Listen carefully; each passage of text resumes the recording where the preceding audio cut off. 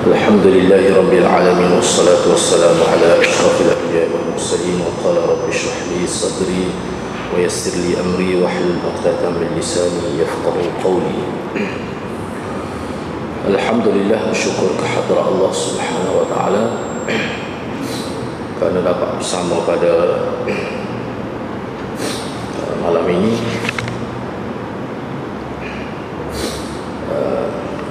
Hadis yang ke-38. Pada minggu lepas kita telah pun membicarakan hadis ini sebahagiannya. InsyaAllah pada malam ini kita nak sambung perbincangan. Jadi pada malam ini pun saya tidak sempat untuk menyediakan paparan ini dengan secukupnya. Jadi insyaAllah kita akan cubalah setakat yang kalau sekiranya masa sempat lagi, kita akan bincang melalui tidak dalam bentuk paparan. Hadis yang ke-38, an Abi Hurairah qala qala Rasulullah sallallahu alaihi wasallam, inna Allah qala man 'adali waliya faqad adantuhu bil harb wa ma taqarraba ilayya 'abdi bi shay'in ahabba ilayya mimma iftaradtu alayhi wa ma yazalu 'abdi yataqarrabu ilayya bin nawafil hatta uhibbah فإذا أحببته كنت سمعه الذي يسمع به وبصره الذي يبصر به ويده التي يبطش بها ورجله التي يمشي بها وإن سألني لأعطينه ولئن استعاذني لأعيذنه.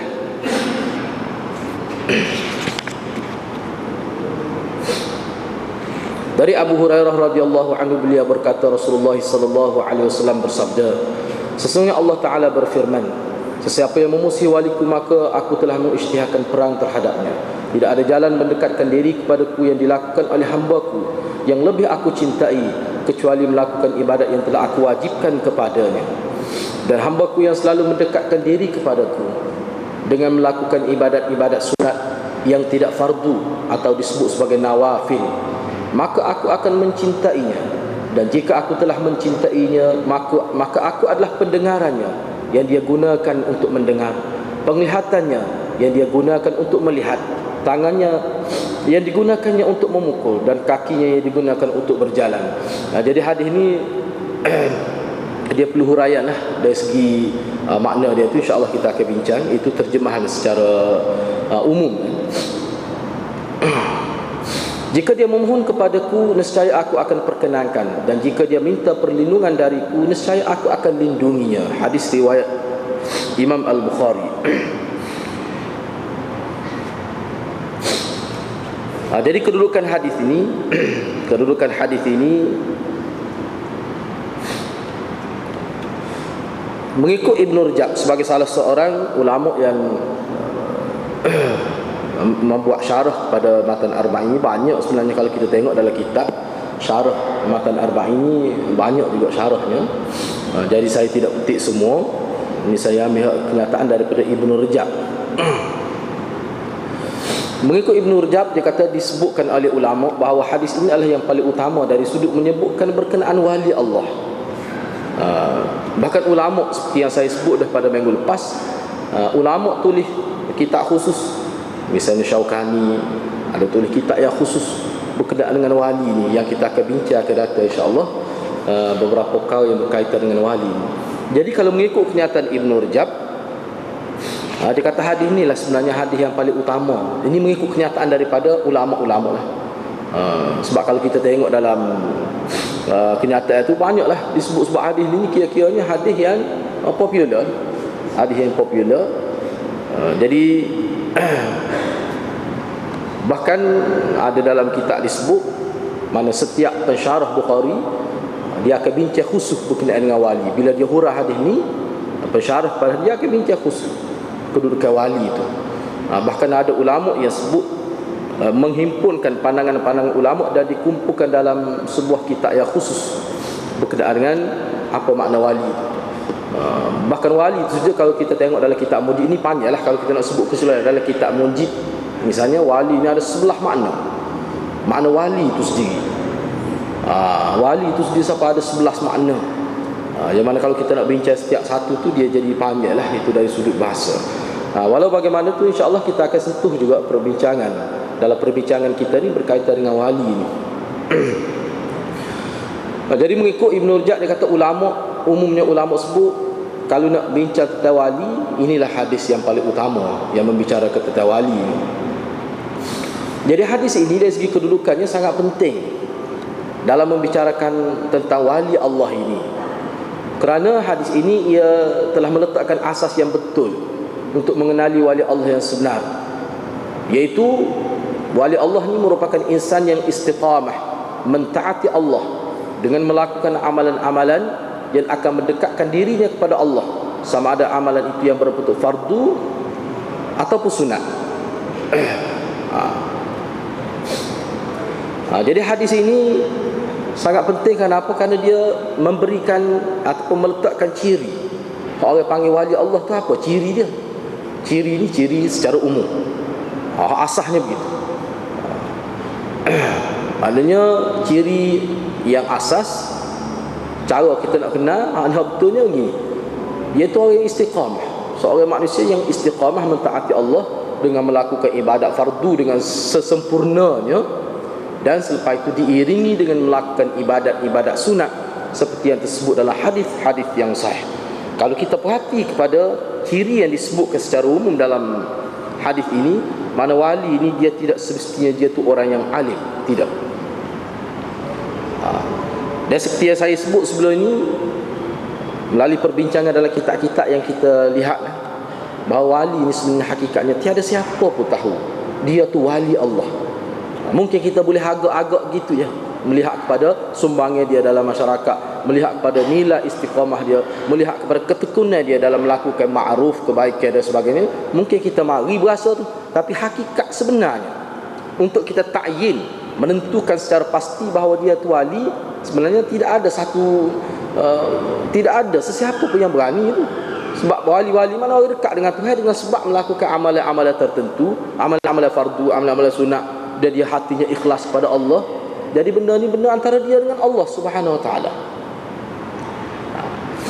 Walaupun secara umum ada ulama sebut wali ni mana orang mukmin keseluruhan dia kira wali, ada juga ulama yang kata begitu. Dia kira wali Allah secara umum. Itu makna pandangan yang terlalu umum lah yang menyebutkan begitu.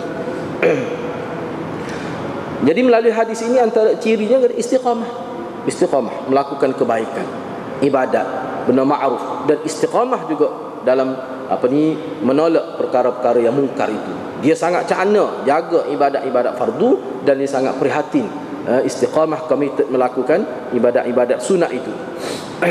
Wali Allah yang sebenar telah berkata, ini saya sebut secara umum lah.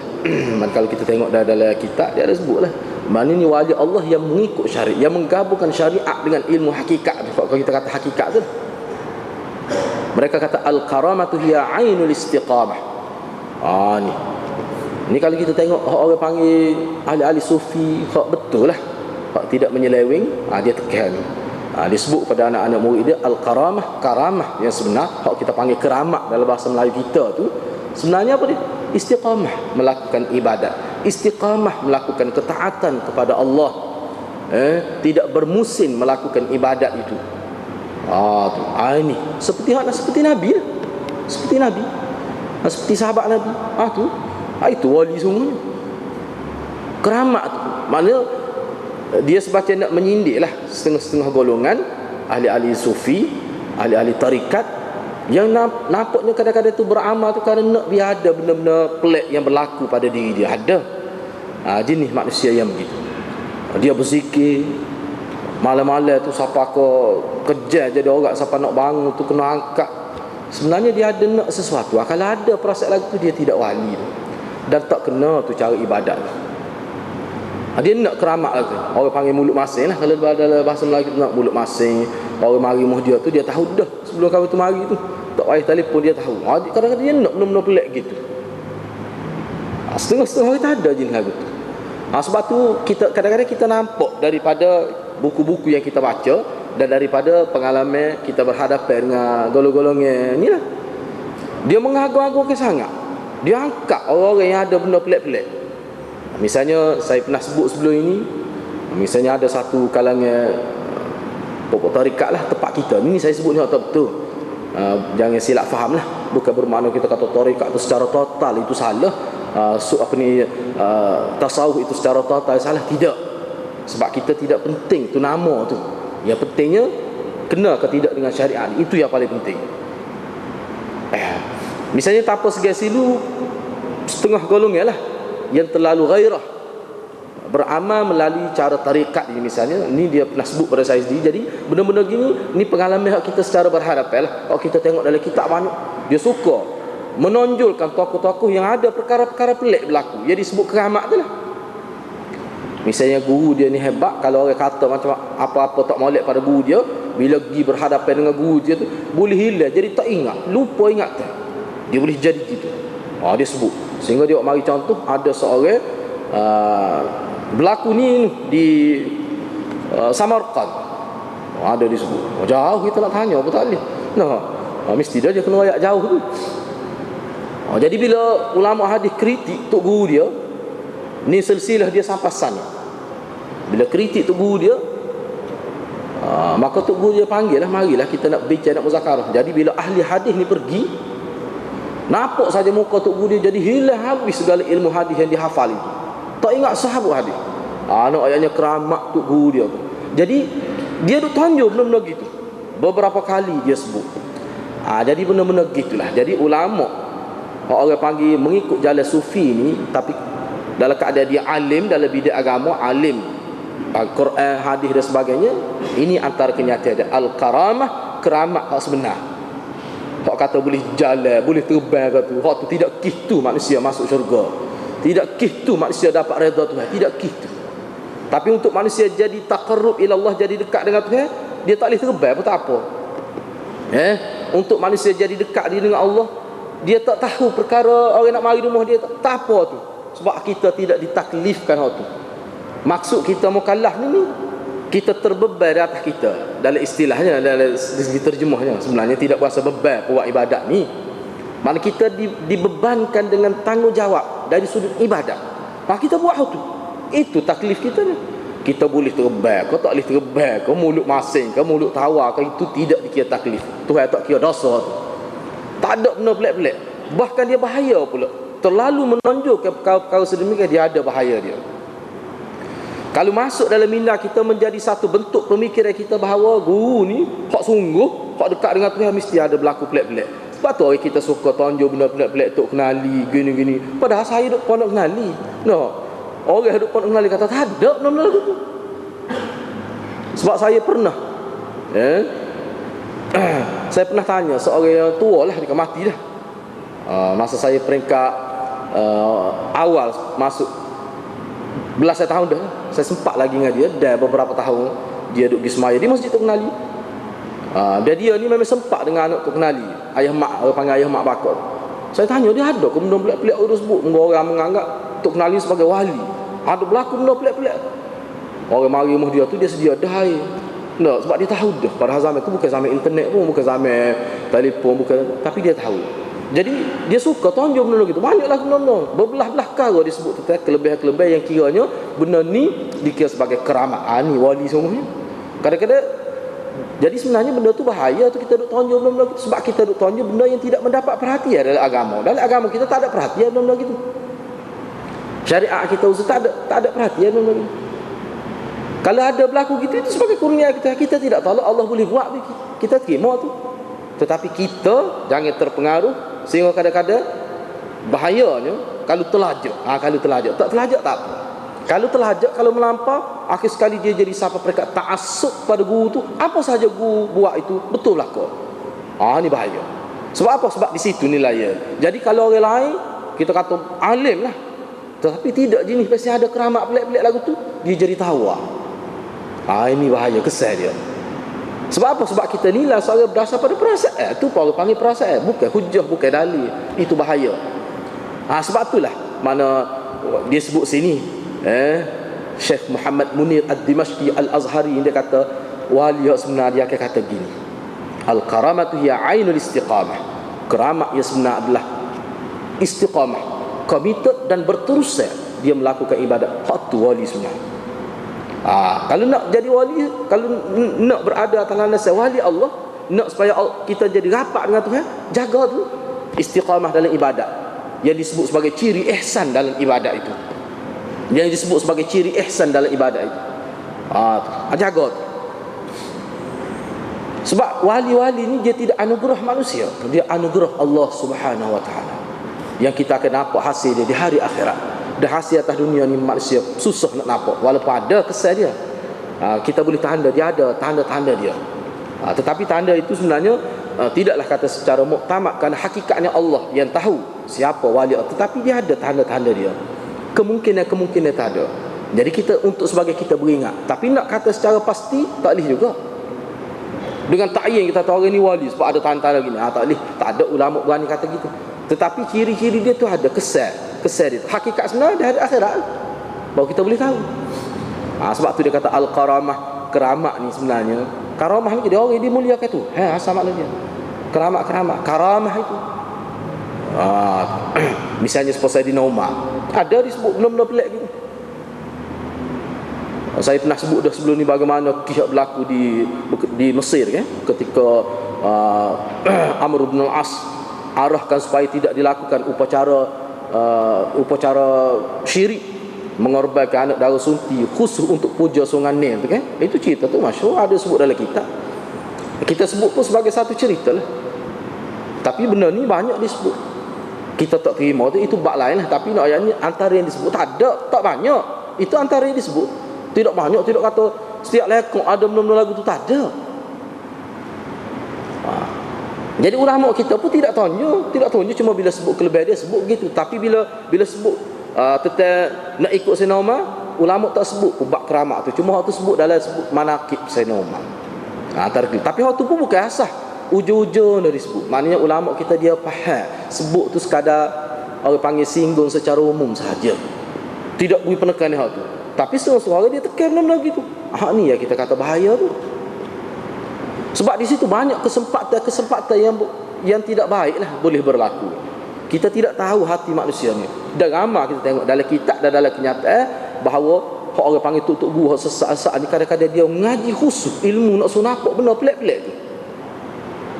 Jadi dia buat baik dia, tapi dia pun timbul satu, mungkin tahu ni dia buat benda pelik, nampak benda pelik. Kadang-kadang benda tu dia guna jin, dia guna makhluk halus. Orang kapun nampak pelik keramat lalu, padahal tu guna jin. Macam-macam boleh berlaku. Itu penipuan yang berlaku. Sebab tu kalau kita orang ngaji hadis, kita orang faham molek cara hidup Nabi sahabat, kita tidak akan terpengaruh dengan benda-benda gitu. Sebab hal tu tidak taklif, tak ada kelebihan apa hakikat sebenarnya. Kalau Allah beri kepada dia, sepatutnya kalau kita nak ambil dari sudut positif, katakanlah kita terima itu keramat bukan kerana perbuatan jin dan sihir dan sebagainya, kita kena faham ni. Dia dapat gitu kelebihan apa? Mungkin kerana amalan dia baik. Nak dapat lagi tu istiqamah lah. Itu jadi positif. Tetapi kena ingat, dan saya ada pengalaman juga sebenarnya, beberapa kes kita tengok memang dia boleh buat. Misalnya saya pernah jumpa, lepas tu baru kita tahu rupanya dia menuntut di Indonesia. Dia ingat Quran, dia ingat, memang hebat lah, ingat pakar. Siapa dia boleh buat benda pelik-pelik lah. Misalnya kalau duduk ahli dinding tu, dia tengok gitu ya, dia tahu apa yang ada di dinding. Tu dia. Saya jumpa dah tu. Kata bisa lah. Bisa. Dia boleh tahu. Kata kita nak kata keramat. Lah ni orang guna CCTV lebih haratul boleh tahu. Jadi benda-benda tu, benda ni sehingga ramai jadi sesat, jadi pengikut dia. Lepas tu kita tahu dia nuntut di Indonesia. Jadi lepas beberapa orang bini dia tu, ada seorang tu cerita, jadi bini dia pun tak senang dengan cara dia cerita. Kena tahu dia ni teruk ni. Dia pun proses nak cerah dengan kawan tu. Teruk di rumah, mayat dok depan orang, mayat tak tinggal. Bini dia cerita, dia seorang berbini lah, tak paling tahu kan ni. Luar ni boleh berlakon Pak adik belakang. Jadi kita tengok pun ramai tu, beberapa orang lah. Ada setengah tu umur 80. Pengalaman saya, kita nak tahu. Ni berat lagi. Siapa anak murid dia kata boleh terbang lah. Saya tanya terbang lagu mana? Sepuluh itu dok belajar gitu. Anak murid penuh umur bila dia mengajar. Misalnya saya pernah hadir tengok begini. Kita tengok anak murid dia, kalau kita kecek dengan anak-anak buah dia pakai jubah putih apa ni? Kalau kita kecek dengan anak-anak buah dia, dia sebut tok guru dia hebat gini. Tok guru dia boleh kenal keturunan dia. Dia tahu ni keturunan saya, dia boleh royak gini. Dia boleh royak nasab. Gitu. Ilmu dia pun pelik. Bila dia turun ilmu pada seseorang, saya sebut seseorang lah. Sebab benda ni sebab seseorang ni dia sahur sikit, takut kena. Kecil ya tuan. Betih dia ada besar dengan kita. Tapi bila dia bui ilmu tu, dia tanding boxing tu, tak kalah. Siapa masuk dalam TV, saya kejut tengok.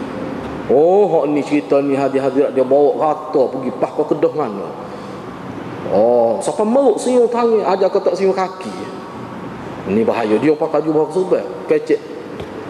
Jadi benda-benda gini hadirat jangan terpengaruh. Cuma saya gitu kita nak tahu. Mana dia percaya pada sehingga kita boleh masuk dalam bilik suluk dia. Bilik suluk dia, tempat ibadat dia. Di situlah kita nampak hakikat sebenar manusia ni. Kadang-kadang kalau keluar ni maliklah bila masuk dalam siapa perekat dia percaya, dia perbui pada kita beberapa perkara yang kira rahsia lah, kita nampak kata sesak. Memang sesak. Sehingga saya pergi jumpa tok guru dia. Dia tu umur ke 70 lebih, tak ada sahabat. Saya pergi jumpa bila kita rapat dia tu, dia sebut tok guru dia. Rupanya hidup lagi tok guru dia. Duduk di Kelantan. Saya pergi cari-cari jumpa tok guru dia. Memang tua. Bila kecek-kecek tu kita nampak tok guru pun memang begitu juga.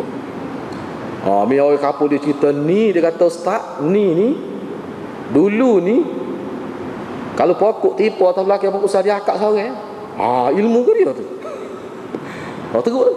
Memang dia tahu tu. Saya pergi dengan beberapa orang pergi tu, dia tahu je. Siap dengan air dia buat. Memang dia tahu. Dia kata mari nak tanya God tu tak? Mari dia tanya kita. Dia tahu. Kalau tak kena gaya bahaya tu. Pengalaman saya. Tak jauh kau saya baca ni. Tak jauh. Saya kata bahaya.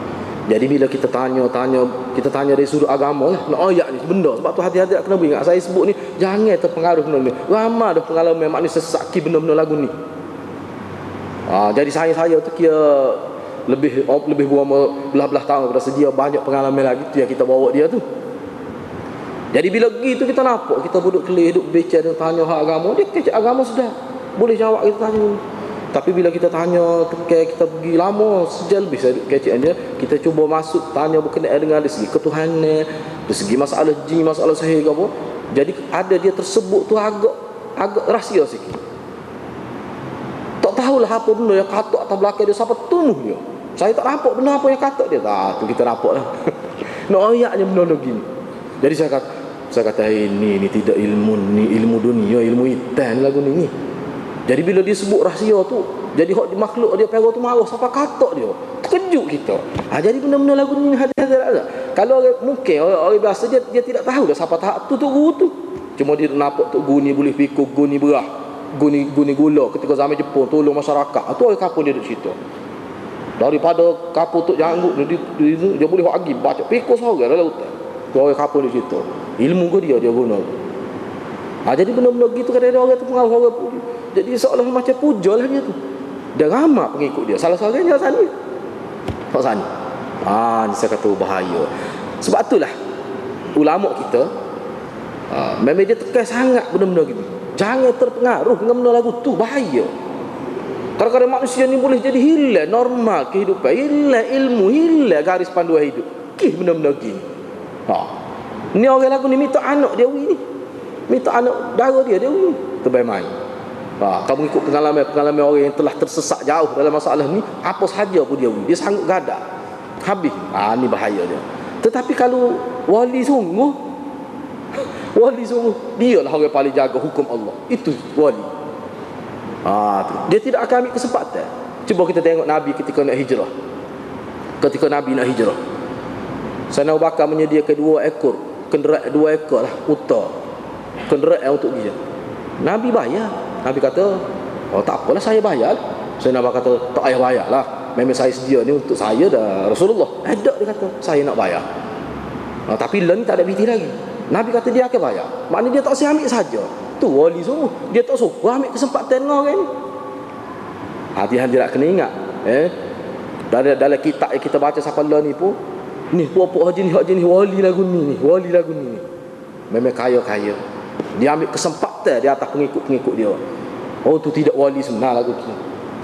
Kita boleh tengok atas mata. Jelas sangat benda tu. Sebab tu ini bukan tuduh. Hati-hati boleh tengok sendiri. Lebih-lebih. Malah nak cerita lah. Hasbuh saya sebut sani hak kata umur 7 lebih mati. Dia mati ketika umur 8 lebih. Saya pergi nak ziarah dia. Banyak tahun dah lah. Jadi orang kampung dia kata mati di kampung asal dia di Kedah ni. Oh berat. Kaya.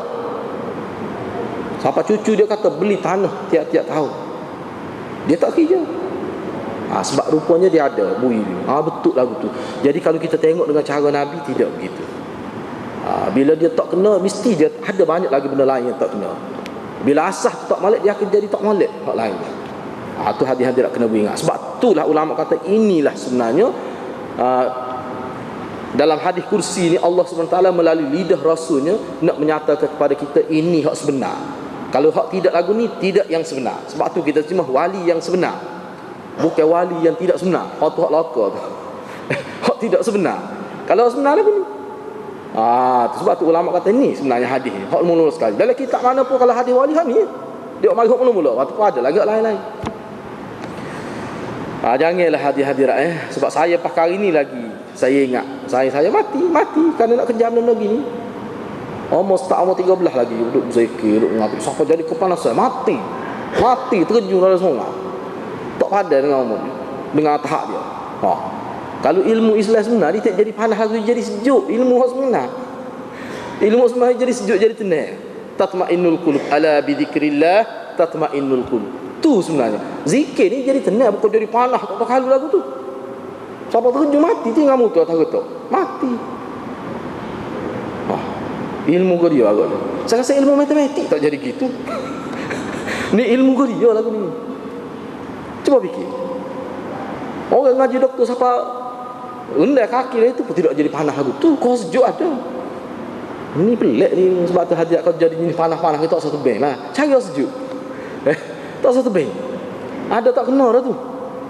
Saya pergi using sampai lah ni. Banyak ni lagu tu. Ni dalam beberapa bulan lepas pun kita ada jumpa dengan jenis orang lagu ni. Sebab tu saya suka tekan cara Nabi ni bila dia kecek, tak ada benda pelik-pelik, tak ada. Jarang-jarang tu ada benda-benda pelik. Benda-benda pelik pun dia ada asas dia. Tu. Apa yang Nabi sebut ni semua kita boleh buat. Benda seorang boleh buat. Benda yang biasa. La yukallifullahu nafsan illa wus'aha. Laha ma kasabat wa 'alaiha maktasabat. Benda yang masih dalam kemampuan manusia. Tidak ada unsur menekan diri, tak ada. Sebab tu Nabi larang, sahabat larang bila seorang tu nak buat ibadat, nak start buat tu banyak selalu. Nabi larang. Tak kena lagu tu. Dia ibadat ni tamarrun, latihan.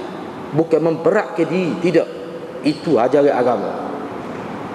Sebab tu ulama bahan Nabi ni siapa kau ketika umur 58 tahun tu masih gagah lagi boleh semaya malam baca beberapa surah dasar rakaat tu. Sebab apa? Latihan daripada zaman umur 40 lagi tu latih. Dia jadi biasa. Orang Melayu berkata Allah bisa kerana biasa. Seperti cerita saya bawa ni, tok guru saya cerita lah. Dia pun tok guru dia cerita betul ke tak tahu lah. Moga bagi cerita ni tak. Nak ayatnya istiqamah. Ada seorang peternak lembu dia, beranak lembu dia kecil dia akak. Masa kecil dia akak, nak pagi dia akak. Sebenarnya kira-kira dia nak stamina untuk dia.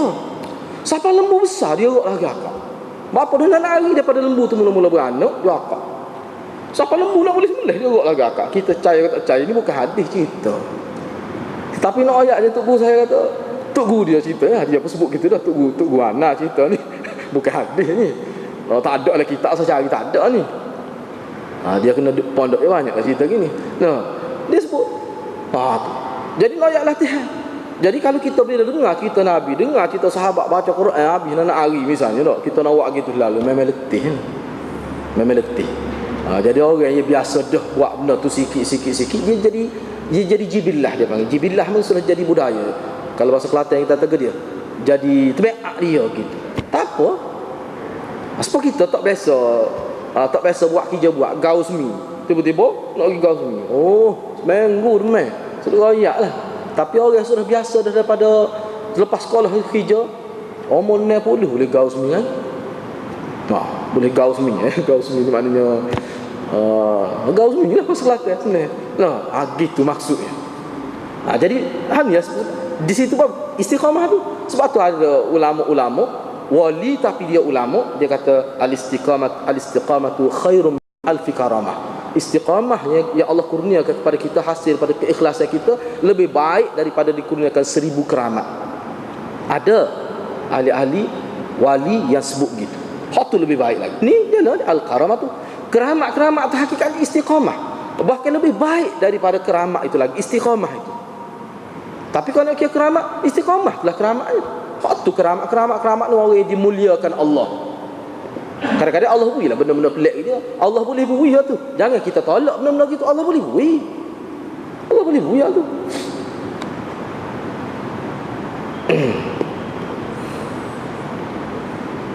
Jadi benda-benda pelik-pelik yang tak sah hadirat. Misalnya kalau baca amalan tertentu misalnya dah. Ni hak tunggu tadi. Tunggu tadi saya nak sebut ni. Kena istighfar kalau berlaku pada kita. Misalnya kita baca wirid yang dia beri tu, dia sudi suruh kita terang. Kita pergi buh minyak kereta misalnya, beri 10 ya, dia cucu 40. Beri 10 ya, cucu 40. Bila kita kata, jadi ustaz, itulah aku ayat dah ni tu. Lepas tu ilmu kau gapo lagu tu. Mendapat redha Tuhan kau gapo lagu tu. Tak salah hadirat. Buat rugi ke masa benda gitu. Sebab dia pun mati juga. Tok guru sana pun mati pun kita juga. Kalau tak mati boleh kira. Dia mati sebab kita tak sah. Sebab tu tok guru saya sendiri memang dia kata tolak tak sah, belum tak sah. Kita pergi dengan cara sahabat yang masuk medan perang dalam keadaan pergi dengan body biasa yang Allah ciptakan dia. Sahabat siapa terbelah, nak terbelah dua tu habis segala organ, kena belah, kena tetak dengan pedang. Sakak dia hari-hari. Ada sahabat. Tak ada ilmu kebar-kebar ke apa tak ada sahabat, tak ada satu hadis pun tak ada. Ibn Taimiyah kata tak ada sahadis pun mana sahabat ni ambil azimat daripada Nabi gato pengen kau nak pergi perang. Tak ada siapa. Ibn Taimiyah kena masuk J. Mana orang nak gigak dia nampak tak kat baca wajah al-nami bayi tak ada apa satu. Jadi benda-benda gitu kita kena faham. Kita kena faham tu. Sebab apa benda-benda gitu bagi saya lah setakat kita tengok benda gitu sebenarnya adalah gangguan syaitan yang boleh memesongkan kita daripada Allahus Samad. Jadi samar Allahus Samad itu. Allah tempat kita bergantung, Allah tempat kita bergantung, dia jadi longgar tu. Dia jadi tidak kemah tu dengan ada benda-benda tadi. Hak tu yang kita anggap bahaya tu, yang kita bimbang tu. Ada benda-benda gitu.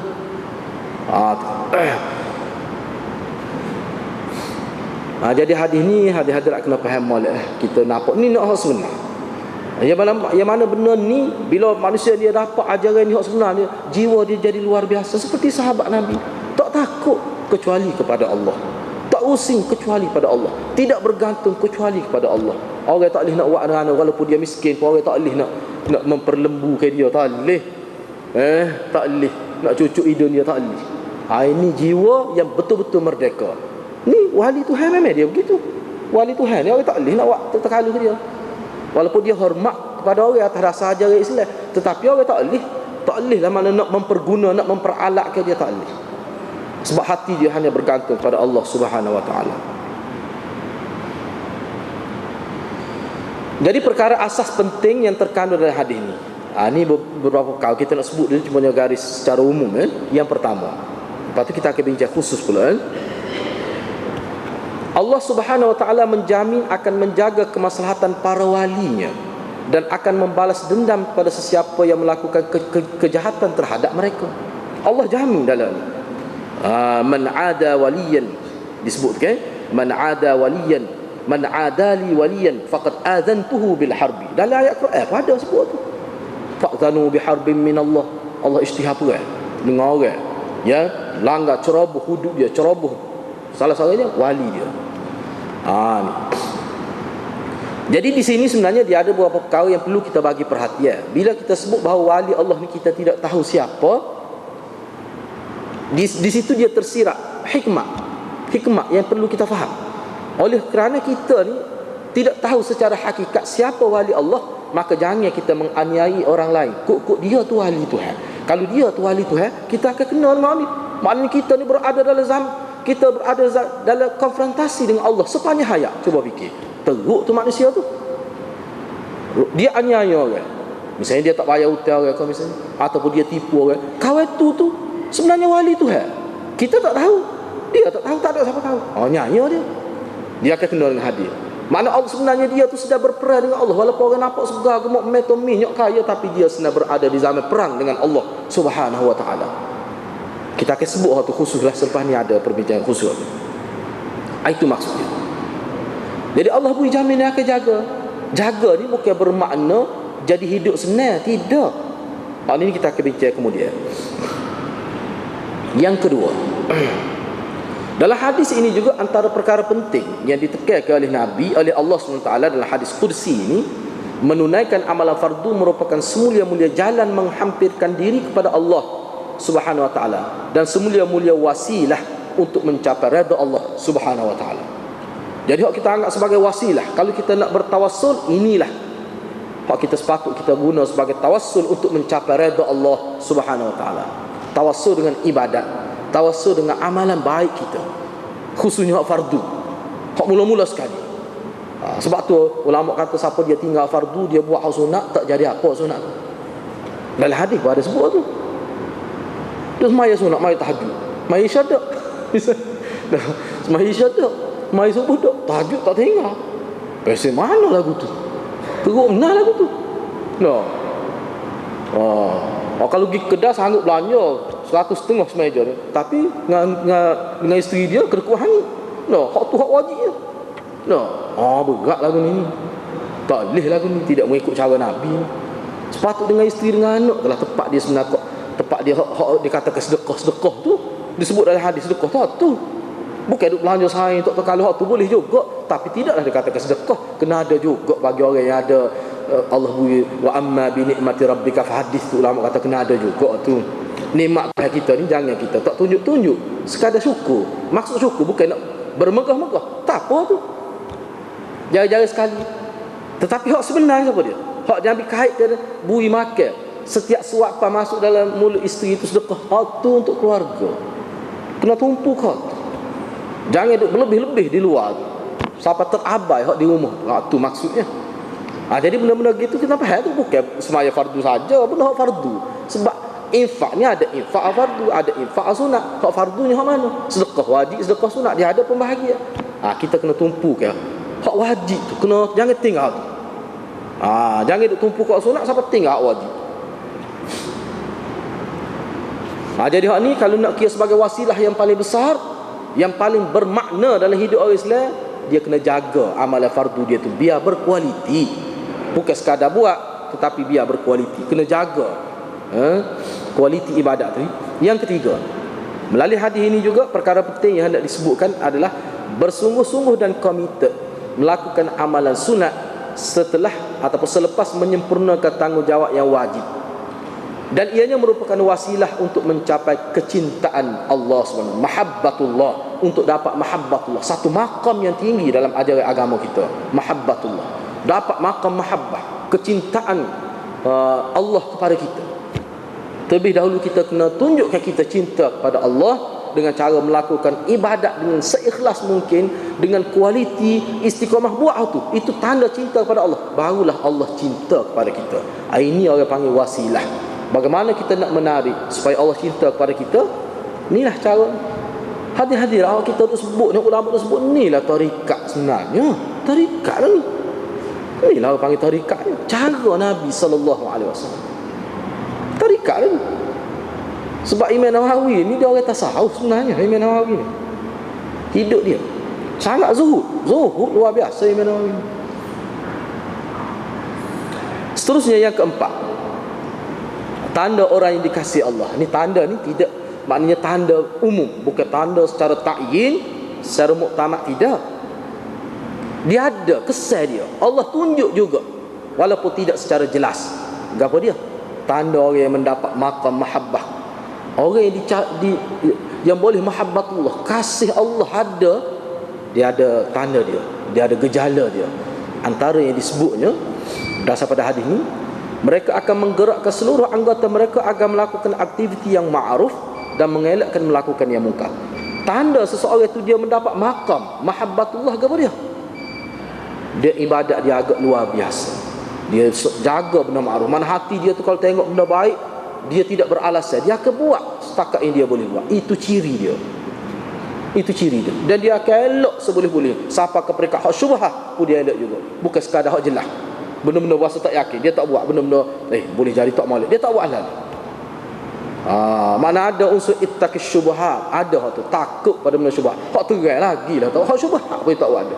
Dan ulama memang sebutlah dalam kitab, antara ciri walinya benda syubhat tu dia elok dia. Enggak benda syubhat, benda tak jelas, hak jelas lagilah dia tak buat. Hak benda jelas mungkar, benda hak kemungkinan ada unsur mungkar pun dia tak buat dah. Ini ciri wali Tuhan. Itu ciri wali Tuhan. Dia jadi kita boleh tengok lah. Tapi kita tak boleh nak kata dia ni wali Tuhan bila kita nampak begitu. Sebab kita hakikat kita tak tahu. Sebab manusia ni depan kita ni dia boleh berlakon. Cuma kita kena beringat, ni sebagai beringat. Kena bersangka baik. Tapi kukuk mana pun itu antara tanda. Dia jadi gitu. Dan tanda ini sebenarnya kalau mengikut dalam syarah-syarah hadis, ini untuk kita, bukan untuk kita ukur kan? Untuk kita ukur diri kita. Kita tengoklah tanda ni ada ke pada aku. Jangan kita duk keliti email. Email ni ada ke tanda ni. Untuk kita ukur nak jawab tu atau email dia. Tak kena tu. Kena ukur kita. Kita ngaji hadis tujuan nak ukur diri kita. Aku ni berada wali dah ke? Kau gabu dia kita ni orang panggil. Ni kita nak ukur diri kita. Bukan kita nak ukur orang. Ukur orang tak habis sama. Ukur kita. Lagu mana kita ni? Kalau dalam bab kebaikan ada gairah ke tidak nak buat baik, kita boleh ukur. Kita boleh harap dah kita ni dekat ke jauh dengan Allah Subhanahu Wa Taala. Itu maksud ni. Bukan kita nak ukur orang, nak nilai orang, tak usah duk nilai lah orang, biar nilai kita dulu. Yang kedua, Allah akan memperkenankan doa dan akan membantu dia. Doa dia tu mustajab. Jadi hak ni dia ada perbahasan khusus pula mustajab doa ni. Apakah maksud Allah terima selalu? Nabi pun tidak nampak jelas secara musyahadah bahawa semua doa Nabi Allah terima. Nabi nak kena kira doa kepada anak-anak dia supaya masuk Islam kan? Nak mana doa. Tapi terbukti Bani Hashim inilah lama majoriti Bani Hashim tidak ikut perjuangan Nabi. Bahkan pak saudara dia Abu Talib pun pas mati tidak masuk Islam, mati dalam keadaan kufur. Doanya kan kira Allahumma hdi qaumi. Hak doa khusus pun ada, hak doa umum pun ada. Sebab tu kita orang Islam kita faham doa ni ibadat. Tuhan terima ke tak terima itu nombor dua. Doa itu ibadat. Bahkan senjata orang mukmin. Sebab doa ni dia banyak khasiat dia, banyak kesan pada jiwa manusia. Doa-doa ni sebab tu ulama bahas doa ni dia duduk di bawah dia letak di bawah qada dan takdir Allah. Dia letak di bawah tawakul. Tu doa tu. Istikharah misalnya itu duduk di bawah tu belakang tu. Jadi waktu tu sebagai ibadat. Jadi masalah doa ni hadir-hadirat maklum dah lah. Kadang-kadang Tuhan tak terima atas dunia, tapi dia tetap dapat pahala. Boleh jadi Allah terima di hari akhirat. Yang pasti Allah akan terima doa orang yang ikhlas. Lebih-lebih kalau dia kena zalim, Allah akan terima. Cuma terima tu dalam bentuk yang macam mana. Tu. Kadang-kadang kita doa untuk kita, Allah bagi pada cucu kita. Boleh jadi mengikut ulama. Kita doa supaya Allah SWT beri ilmu pada kita. Kita tak alim ya? Tapi anak kita, cucu kita alim luar biasa. Misalnya ada. Sebab ulama ni ramai jenis lagu tu. Ayah dia pelaga ayah, tapi cucu dia alim. Anak dia alim, ayah dia pelaga ayah. Banyak lagu-lagu tu. Sebab tu doa ni tetap ada kebaikan. Hadirat tetap ada kebaikan doa ni. Jadi huraian hadis dari sudut bahasa, Jadi insya-Allah kita bincang pada minggu hadapan lah ni. Dari kita nak tengok mana hadis dari sudut bahasa. Kalimah-kalimah yang